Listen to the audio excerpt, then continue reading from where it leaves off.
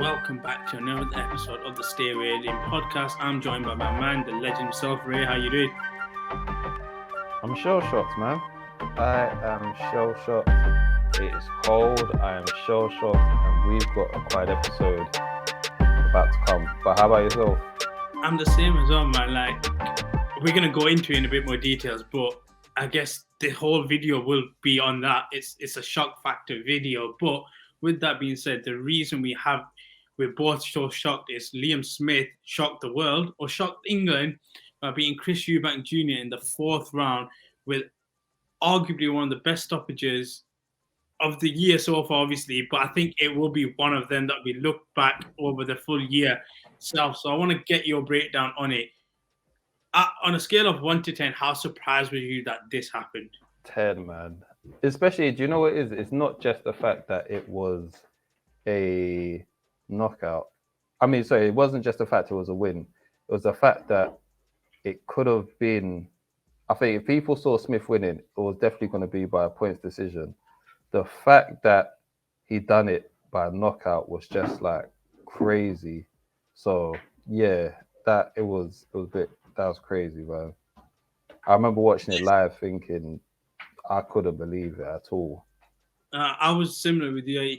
It kind of felt like one of the things that came out of nowhere, but at the same time, the way Liam Smith was boxing, he just felt like the more aggressive fighter. I want to get your thoughts on the fight itself, because even though it was short-lived, I felt like it was one of them where I was always feeling comfortable with Eubank Jr. And did you think the game plan itself for both fighters surprised you a little bit or not?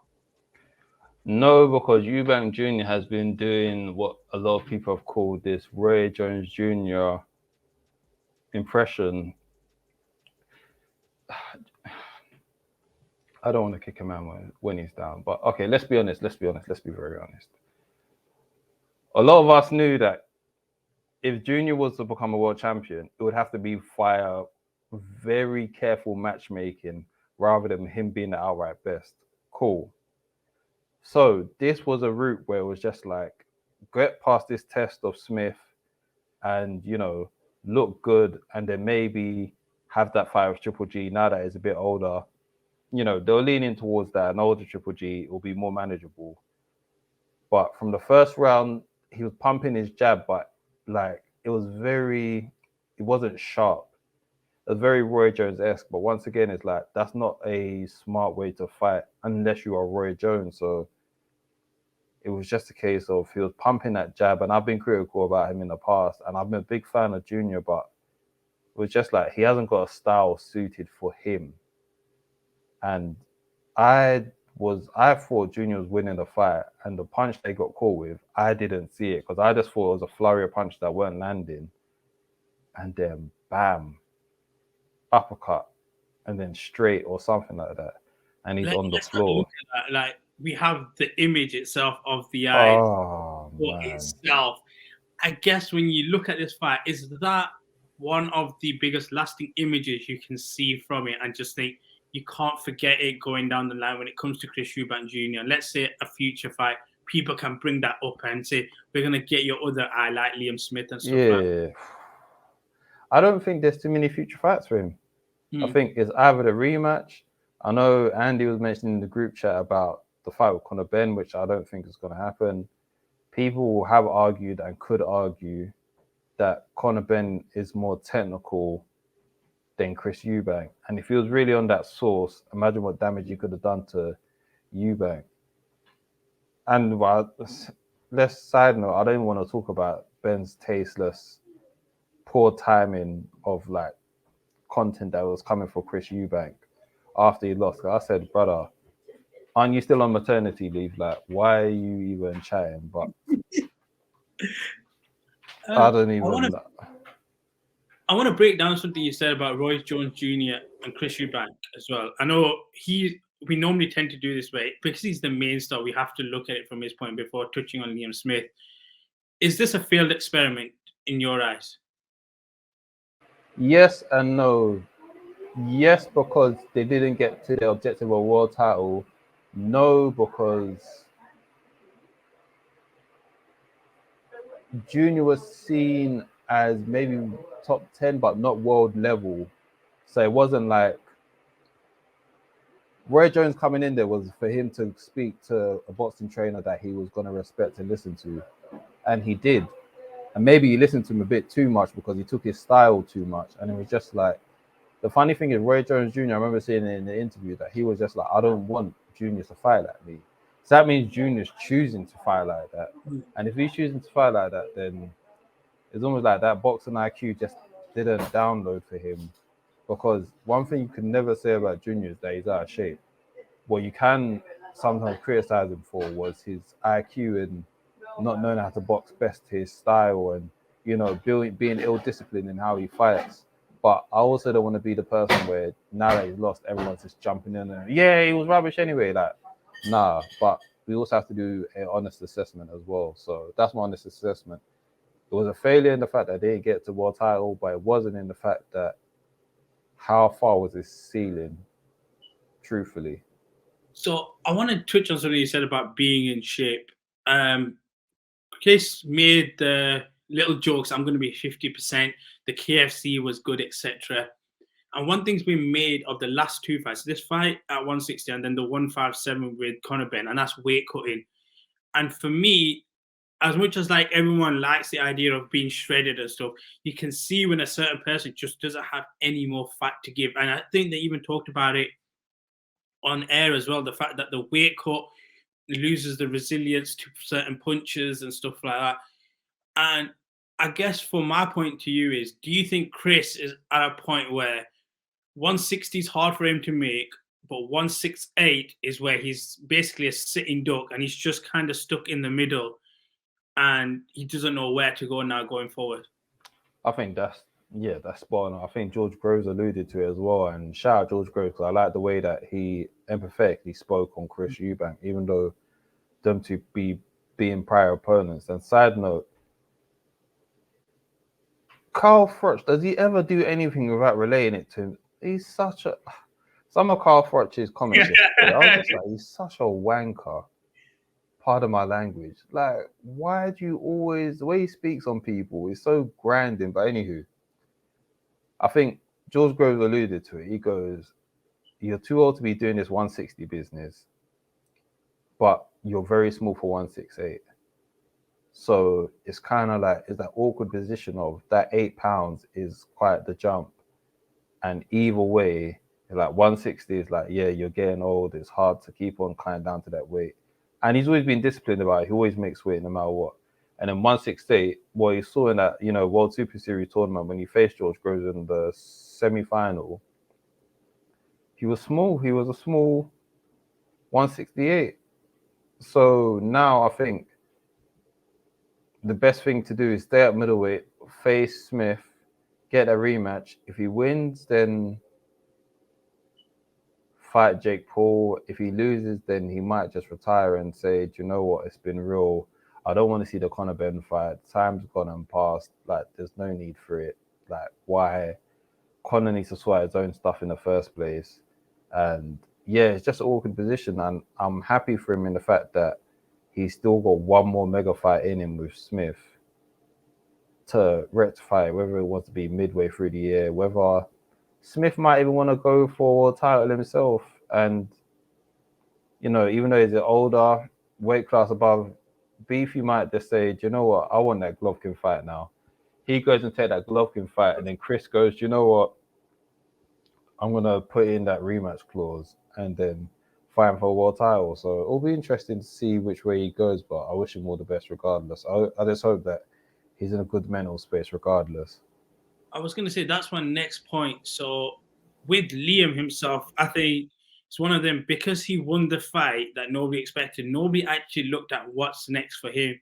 I think throughout the build-up, it was kind of a case of what's next for Chris Eubank Jr. Is the fight with Triple G there?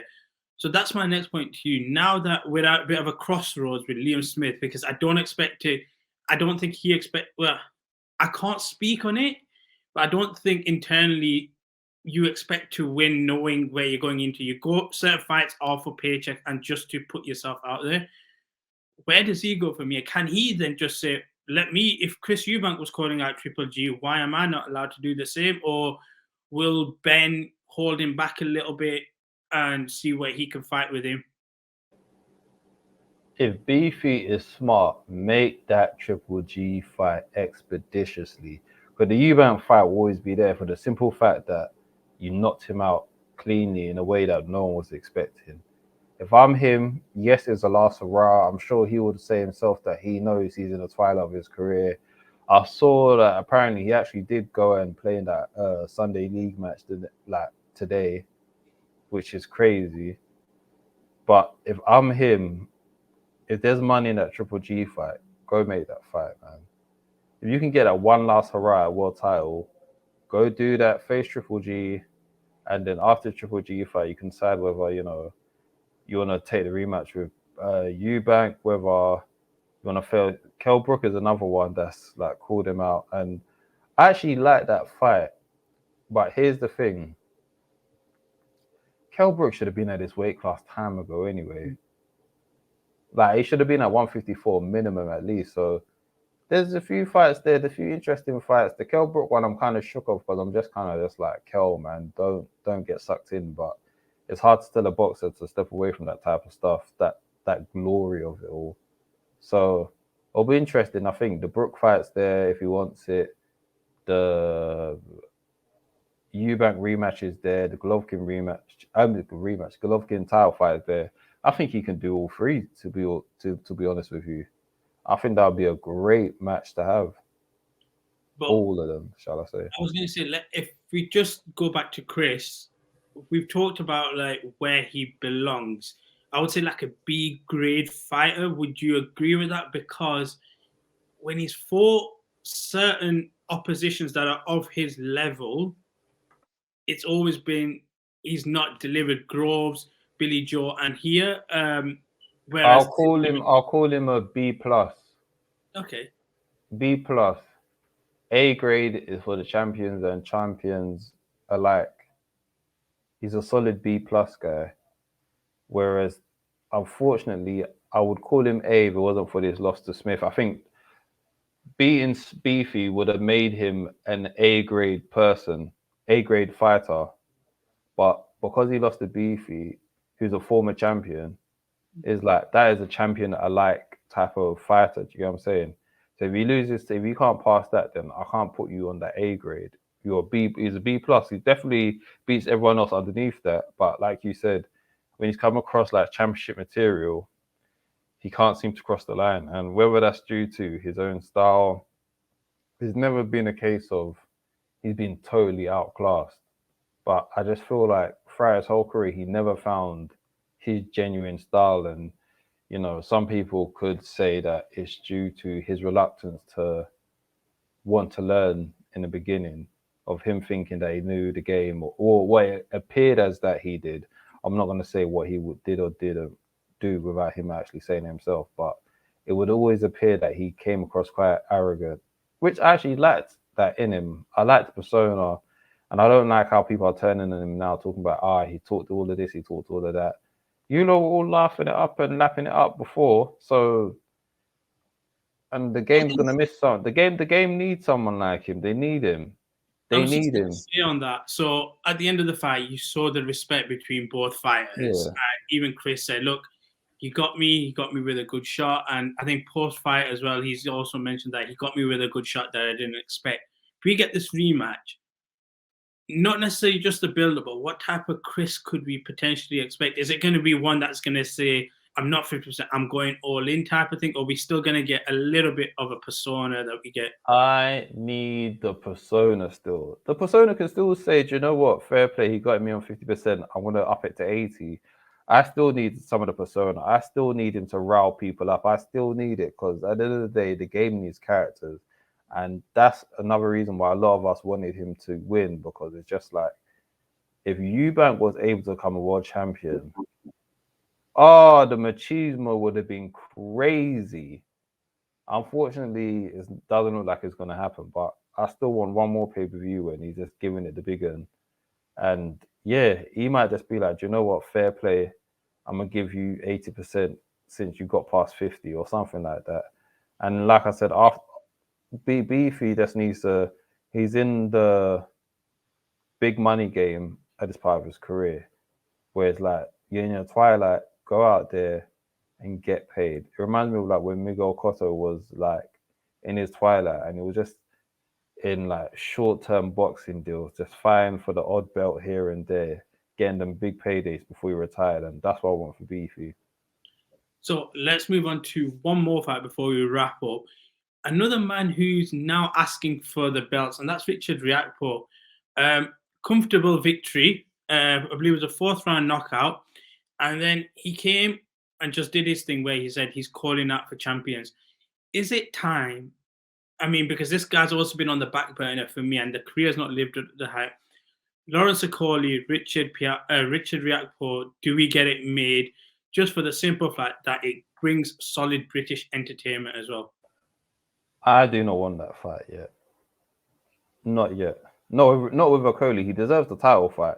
The title fight needs to happen now. The fight that he fought yesterday was a good test. It was a good he faced a southpaw. I know a couple of champions are southpaws.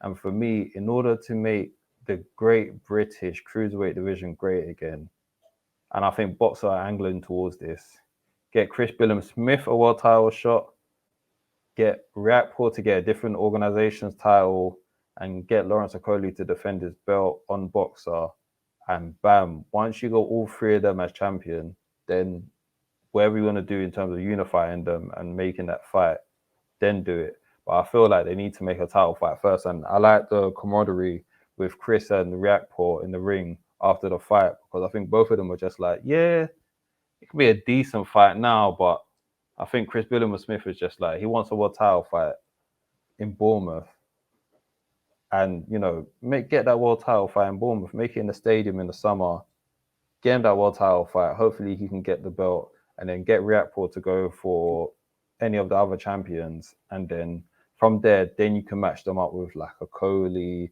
and Riakpo, or Riakpo and Chris Billam-Smith. Obviously, Billam-Smith and Okoli are basically teammates, so they train together, so they're not going to fight each other. But I think let everyone get a belt first, and then do the round robin. If you're a boxer, then Ben Shalom, if you're doing a 1, 2, 3 of all of them, even though Riakpo's not got a title, where are you placing everyone? Because I feel like Okoli's had that career with Eddie Hearn, Matchroom, Matchroom and stuff, where it's just been stagnant. But if you're Ben Shalom right now, where are you putting 1, 2, and 3 for these guys? I think, if I'm correct, Okoli's next fight is going to be on Boxer, so hyped up as much as possible. Do not put that behind a paywall, and pray that Okoli goes back to his ways of just knocking people out and puts on a show. Then after that, what you can do is get Okoli a unification fight with one of the other champions. In the meantime, get Riakpo and get Billam-Smith with, the remaining 2 champions, get them their own respective fights. And then by the end of the year, if all the Brits can have the cruiserweight world title, so Okoli to have 2, Riakpo to have 1, and Chris Billam-Smith to have 1, then 2024 is when you can really have some fun with the cruiserweight division and make it great again, because they're one of those forgotten divisions where it's just like, it's nice, you're world champion, but it's not the sexiest division. It's not like, next week when we've got Yard versus Beterbiev. I was going to say, because of what is at the light heavyweight division, the cruiserweight division just gets put on the back burner. And then again, you've got that, and then after that's the heavyweight division. So it's just like you're stuck in the middle. It's such an awful division. A bit like how 140 was. You got 135 and you got 1, and you're just there. I feel like that's where the cruiserweight division is. But I like your fantasy booking, but we know boxing does not work that way at all. Funny, ironically, you mentioned 140 because obviously Carol and Josh Taylor was there, and it got announced that this got postponed again. Which at this point, I honestly think whoever the governing body is for that belt, don't strip Josh Taylor for that belt, but at least give Jack Carroll an interim fight, because this is just crazy. Now, I'm sorry, the guy is now going to be waiting a year and a half. Yeah. Like, he shouldn't have to be on ice that much, and this is how my man makes his living. Hopefully, it's not his only income, but it's poor the fact that he has to wait this long. So, yeah, I honestly feel like they should just make it if not an interim fight, or do what they done with Joseph Cordina, strip him of the belt and just say, you are mandatory first title shot as soon as you're healthy again. Because this is ridiculous. My only worry with that is if Carroll was to lose, then where we have Taylor versus Thingy, it's one of them that's just going to be delayed. But I get what you mean. You get your shot. If Carroll, the thing is, if Carroll was to lose, at least let it be in a title fight. That's why I understand why he's not taking any other fight, because it's just like, if it's not a title fight, it's not worth it. But if he was to take a fight, like I said, with the Joe Cordina situation when Zelfa Barrett fought for the belt against the opponent that I can't remember his name, but that was a better spot because it's just kind of like, cool. Zelfa Barrett stepped in, but then no matter what happens, Joe Cordina is a guaranteed shot after. The same way I'm saying, cool, strip Josh Taylor of the belt now, guarantee him the title shot after, and let Jack Carroll face whoever just to fight for a belt. And just to say that, the fact that this guy took step aside to let Josh become undisputed, and all this has happened after he got screwed in Scotland.